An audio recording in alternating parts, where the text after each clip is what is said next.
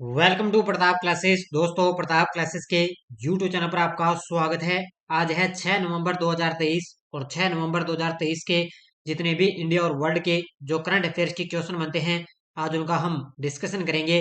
पूरा वीडियो ध्यान से देखना और लास्ट में आपसे क्वेश्चन पूछूंगा जिनके जवाब आपको कमेंट बॉक्स में देना होगा।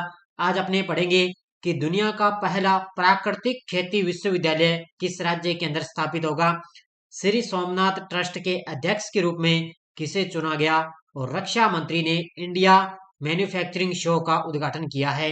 इनकी आज हम चर्चा करेंगे। तो डेली आपको सुबह 6:30 पर ये लाइव क्लास आपको मिलती है पूरे लेटेस्ट न्यूज के साथ। तो सारे विद्यार्थी एक बार वीडियो को लाइक शेयर करेंगे। सभी साथियों को गुड मॉर्निंग। तो सभी साथियों को मेरा प्यार भरा नमस्कार। स्टार्ट करें आज की क्लास। सबसे पहले हम जो शनिवार के दिन हमने जो करंट की क्लास पढ़ी उनके क्वेश्चनों को अपनी रिवाइज कर लेते हैं, क्योंकि कल संडे था। संडे के दिन आपको वीकली क्लास है मिली थी। दक्षिणी कोरिया में आयोजित 15वें एशियन शूटिंग चैंपियनशिप में भारत ने कितने पदक जीते? तो 55 पदक जीते। 2023 एशियन शूटिंग चैंपियनशिप में ऐश्वर्या प्रताप सिंह तोमर ने 50 मीटर राइफल में कौन सा पदक जीता? स्वर्ण पदक जीता।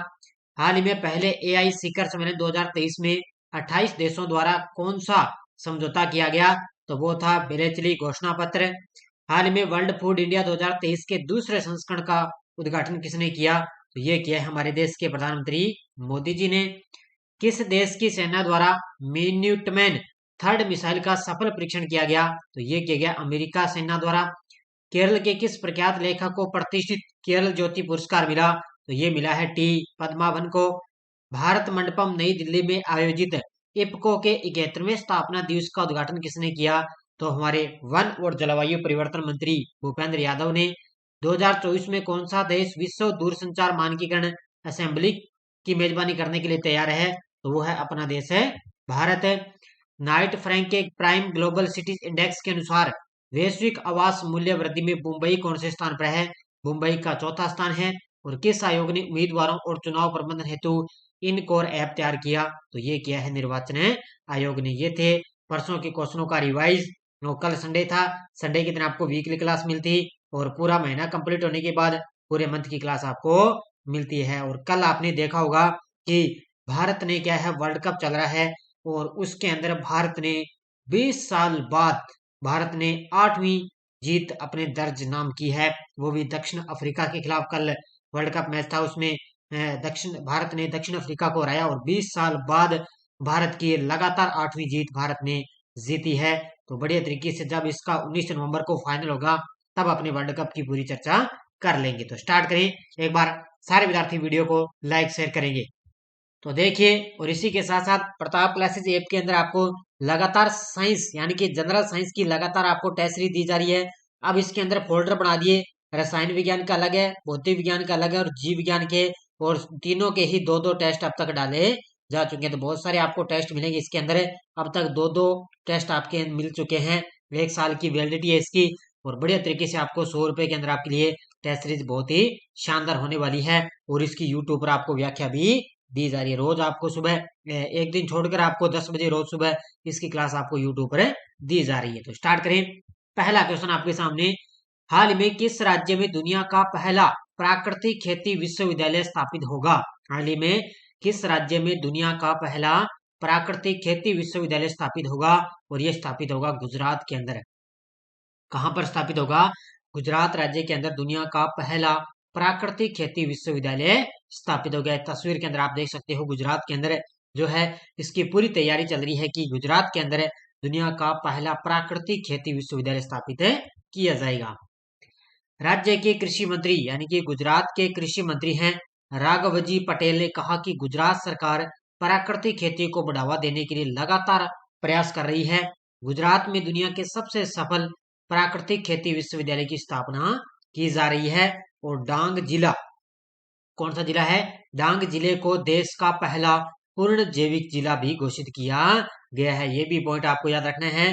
और राष्ट्रीय स्तर पर गुजरात बागवानी क्षेत्र में 6ठे स्थान पर है और उत्पादन में 5वें स्थान पर है। लगातार आपको पता है क्योंकि गुजरात के अंदर बहुत सारी खेती हो रही है।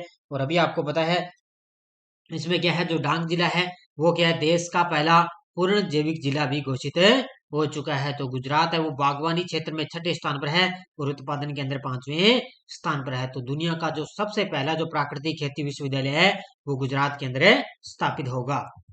दूसरा क्वेश्चन, हाल में 5 वर्ष के कार्यकाल के लिए श्री सोमनाथ ट्रस्ट के अध्यक्ष के रूप में किसे चुना गया है? हाल में 5 साल के कार्यकाल के लिए श्री सोमनाथ ट्रस्ट के अध्यक्ष के रूप में चुना गया हमारे देश के प्रधानमंत्री मोदी जी को। ये तस्वीर के अंदर आप देख सकते हो, ये देखो हमारे देश के प्रधानमंत्री मोदी जी, और ये क्या अगले 5 साल के कार्यकाल के लिए श्री सोमनाथ ट्रस्ट के अध्यक्ष के रूप में इनको चुना गया। अब ये अब की बार तीसरी बार इसका कार्यभार है संभालेंगे। देखो मोदी जी को 5 वर्ष के कार्यकाल के लिए श्री सोमनाथ ट्रस्ट यानी कि SST के अध्यक्ष के रूप में चुना गया, जो ट्रस्ट के अध्यक्ष के लिए पारंपरिक 1 वर्ष के कार्यकाल से एक महत्वपूर्ण कदम है। और मोदी जी को तीसरी बार SST यानी कि Somnath trust board of trustee का अध्यक्ष चुना गया, यानी कि तीसरी बार मोदी जी इसके अध्यक्ष बन चुके हैं। अगला क्वेश्चन है, रक्षा मंत्री राजनाथ सिंह ने किस शहर में इंडिया मैन्युफैक्चरिंग शो का उद्घाटन किया है? हमारे रक्षा मंत्री कौन है? राजनाथ सिंह। ये तस्वीर के अंदर आप देख सकते हो, ये है हमारे रक्षा मंत्री राजनाथ सिंह हैं और इन्होंने इंडिया मैन्युफैक्चरिंग शो का उद्घाटन किया है। कहां पर है? बेंगलुरु के अंदर। कहां पर उद्घाटन किया है? बेंगलुरु के अंदर उद्घाटन किया है। 2 नवंबर 2023 को माननीय रक्षा मंत्री श्री राजनाथ सिंह ने बेंगलुरु कर्नाटक में 3 दिवसीय इंडिया मैन्युफैक्चरिंग शो का उद्घाटन किया और यह शो का छठा संस्करण है। ये याद रखना, छठा संस्करण अब की बार है बेंगलुरु के अंदर 2 नवंबर 2023 को। और यह कार्यक्रम है make in India make for the world की केंद्रीय थीम रखता है। जो ये कार्यक्रम इसकी थीम क्या है? Make in India make for the world की केंद्रीय थीम रखता है।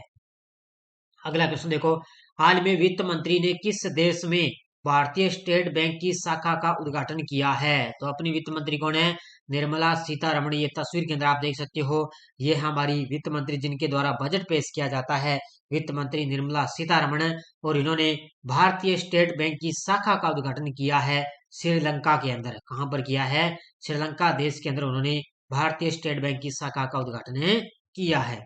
देखो वित्त मंत्री निर्मला सीतारमण ने श्रीलंका के पूर्वी बंदरगाह शहर त्रिंकोमाली का दौरा किया, जहां उन्होंने भारतीय स्टेट बैंक की एक शाखा की शुरुआत की है और साथ ही उन्होंने अंतर्राष्ट्रीय व्यापार में कंपनियों की मदद करने में उनकी भूमिका की सराहना भी की है। और आपको पता है भारत ने कुछ दिन पहले भी आर्थिक जो है संकट आया था श्रीलंका के अंदर, आपको पता होगा। उससे में क्या भारत ने श्रीलंका की मदद भी की थी। तब वित्त मंत्री ने क्या है भारतीय स्टेट बैंक की एक शाखा की वहां पर शुरुआत की है। अगला क्वेश्चन है, अश्विनी कुमार चौबे ने किस शहर में भारत की G20 अध्यक्षता के दौरान G20 मानक संवाद का आरंभ 2023 का उद्घाटन किया है? तो अपने अश्विनी कुमार चौबे ने क्या है नई दिल्ली के अंदर है। कहां पर है? अश्विनी कुमार चौबे ने नई दिल्ली के अंदर क्या है भारत की G20 अध्यक्षता के दौरान उन्होंने साथ में G20 मानक संवाद 2023 का शुभारंभ उन्होंने किया। ये तस्वीर के अंदर आप देख सकते हो। देखो मुख्य तथ्य, भारत की G20 अध्यक्षता के तत्वाधान में भारतीय मानक ब्यूरो यानी कि BIC G20 मानक संवाद 2023 की मेजबानी की है। और आपको पता है अभी अब की ये महीना लास्ट है क्योंकि भारत के पास G20 जो अध्यक्षता है क्योंकि 1 दिसंबर से ब्राजील इसकी मेजबानी करेगा। 2 दिवसीय कार्यक्रम नई दिल्ली के प्रतिष्ठित भारत मंडपम में इसका आयोजन हुआ। उपभोक्ता मामले, खाद्य और सार्वजनिक वितरण, पर्यावरण, वन एवं जलवायु परिवर्तन राज्य मंत्री श्री अश्विनी कुमार चौबे ने इस कार्यक्रम का उद्घाटन किया है। तो याद रखना है इस कार्यक्रम का उद्घाटन किसने किया? ये अपने खाद्य और सार्वजनिक वित्त मंत्री हैं अश्विनी कुमार चौबे ने इस कार्यक्रम का उद्घाटन किया। अगला क्वेश्चन है, सर्बानंद सोनोवाल ने किस शहर में भारत के पहले अंतर्राष्ट्रीय क्रूज लाइनर कोस्टा सेरेना की घरेलू जल यात्रा का शुभारंभ किया है? ये तस्वीर के अंदर आप देख सकते हो, ये देखो तस्वीर में आप देख सकते हो, इसका नाम है क्रूज लाइनर कोस्टा सेरेना। ये एक जहाज का नाम है। और अभी सर्बानंद सोनोवाल ने क्या है मुंबई के अंदर इसकी जो ये घरेलू है जल यात्रा का इसका शुभारंभ किया है। कहां पर किया है? मुंबई में। देखो केंद्रीय पतन पोत परिवहन जल मार्ग मंत्री हैं अपने सर्बानंद सोनोवाल। मुंबई में भारत में पहले अंतर्राष्ट्रीय क्रूज लाइनर कोस्टा सेरेना की घरेलू जल यात्रा की शुरुआत की। मोदी द्वारा मध्यम वर्ग से अंतर्राष्ट्रीय पर्यटन की तुलना में घरेलू पर्यटन को प्राथमिकता देने की अपील के रूप में प्रारंभ की गई कि देखो अपना देश पहल। इस तरह की पहल है वो क्रूज पहलों को आगे बढ़ाने में मदद करेगी, यानी कि देखो अपना देश आगे विकसित हो रहा है। और ग्लोबल मैरीटाइम इंडिया समिट 2023 के अंदर भारत में 2047 तक 50 मिलियन क्रूज यात्रियों को लाने ले जाने का लक्ष्य रखा है कि 2047 तक ये 50 मिलियन क्रूज यात्रियों को क्या है लाने ले जाने का लक्ष्य भारत ने रखा है। कब तक है? 2047 तक। और ग्लोबल मैरीटाइम इंडिया समिट 2023 का आयोजन मुंबई के अंदर हुआ था ना, कुछ दिन पहले भी मैंने आपको बताया था। भारत और किस देश ने शिक्षा के क्षेत्र में परस्पर सहयोग बढ़ाने हेतु समझौता किया है? भारत और किस देश ने शिक्षा के क्षेत्र में परस्पर सहयोग बढ़ाने में हेतु समझौता किया? यह किया है भारत और संयुक्त अरब अमीरात ने। तस्वीर के अंदर आप देख सकते हो हमारे केंद्रीय शिक्षा मंत्री हैं धर्मेंद्र प्रधान है। उन्होंने क्या है भारत ने संयुक्त अरब अमीरात के साथ शिक्षा के क्षेत्र में बढ़ोतरी के लिए समझौता किया है। देखो केंद्रीय शिक्षा मंत्री धर्मेंद्र प्रधान और संयुक्त अरब अमीरात के शिक्षा मंत्री हैं डॉक्टर अहमद अल फलासी के बीच अबू धाबी में हुई बैठक में इसमें समझौते पर हस्ताक्षर किए गए। इसमें इसका उद्देश्य यह है कि छात्रों और शिक्षकों के आदान प्रदान, संयुक्त अनुसंधान पहल, पाठ्यक्रम की रूपरेखा तैयार करने और शैक्षिक कार्यक्रमों में सक्रिय भागीदारी जैसे सहयोग के विभिन्न रूपों को बढ़ावा देना है। तो दोनों देशों के बीच में क्या शिक्षा के लिए जो छात्र छात्राएं दोनों की शिक्षा में देश विदेश में आदान प्रदान हो सके, एक दूसरे में जा सके और वहाँ की पाठ्यक्रम की जो रूपरेखा है वो भी बदली जाती, दोनों के बीच में समझौता हुआ है। अब आपको एक पॉइंट याद रखना है कि राष्ट्रीय कुशल पाक कला कार्यक्रम इसके बारे में पढ़ना है कि ऊर्जा मंत्रालय के तहत सार्वजनिक क्षेत्र के उपक्रमों का एक संयुक्त उद्यम एनर्जी एफिशिएंसी सर्विसेज लिमिटेड यानी कि EESL ने 2 नवंबर 2023 को नई दिल्ली में 2 अभूतपूर्व पहल, अब 2 पहलों की शुरुआत की। एक है नेशनल एफिशिएंट कुकिंग प्रोग्राम, ठीक है NECP, और एक है एनर्जी एफिशिएंट फैन प्रोग्राम यानी कि EFP का अनावरण किया है। तो 2 पहलों का जो है अनावरण किया है किसने? ऊर्जा मंत्रालय ने। और इन पहलों की शुरुआत की है केंद्रीय बिजली और नवीकरणीय ऊर्जा मंत्री हैं RK सिंह ने इनकी शुरुआत की है। तो याद रखना राष्ट्रीय कुशल पाक कला कार्यक्रम का उन्होंने शुभारंभ किया गया है। तो आपको रोज आपको जो कोई टेलीग्राम पे, ये हमारा टेलीग्राम ग्रुप है, तो इस पे कोई सूचना आती है, कोई लिंक आता है, सब आपको इस पे सूचित किया जाता है। और डेली आपको शाम को क्या है 7 बजे इस पर क्विज भी आपको मिलती है। इंडिया और वर्ल्ड की ज्योग्राफी की क्विज आपको मिलती है बढ़िया तरीके से, तो आप बढ़िया तरीके से अध्ययन कर लेना। और कल जो मैंने आपको संडे के दिन वीकली क्लास दी थी उसका टेस्ट आपको ऐप के अंदर आज मिल जाएगा। तो पूरे साल की हमारे इंडिया वर्ल्ड की करंट अफेयर्स की टेस्ट सीरीज चल रही है, इसके अंदर आपको टेस्ट भी इसमें आपको मिल जाएगा। तो 50 रुपए के अंदर 1 साल की इसकी वैलिडिटी है। बढ़िया तरीके से आप इसका करंट आपका तैयार है होता जाएगा। पिछले वीडियो क्वेश्चन क्या था?